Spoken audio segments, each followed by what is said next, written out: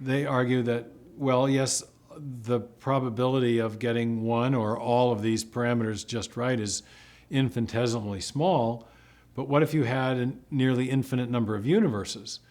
Then yes, the probability in our if you have an infinite number of universes, then you could conceive that the combination of factors that would be life-friendly would have to arise in one of those universes just by chance, okay?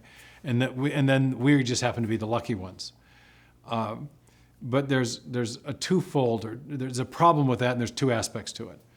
And that is that if you just have all these other universes, then the mere existence of those universes doesn't, and they're not interacting causally with our universe, then the mere existence of other universes does nothing to explain whatever process it was that set the probabilities in this universe, because there's no interaction.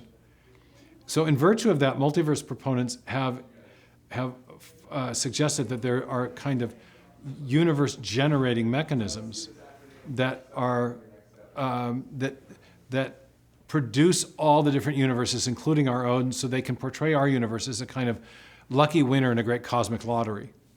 But that's where the ultimate rub comes in, because it turns out that for those universe-generating mechanisms, whether they're based on something called string theory or inflationary cosmology, for those universe-generating mechanisms to produce new universes, even in theory, to plausibly generate new universes, those universe-generating mechanisms themselves have to be exquisitely finely tuned. So there's unexplained prior fine-tuning in the multiverse hypothesis. So it takes you right back to where you started.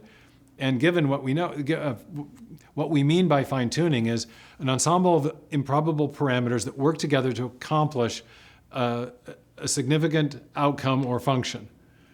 And when we see fine-tuning in our experience, whether we're talking about a finely tuned French recipe, or a finely tuned internal combustion engine, or a finely tuned radio dial, or any finely tuned system, those systems always result from a mind, from a prior intelligence. So even if the multiverse hypothesis is correct, it only underscores the need for prior fine-tuning, which takes you right back to the need for intelligent design. And so I think either way you go, you have evidence of intelligent design.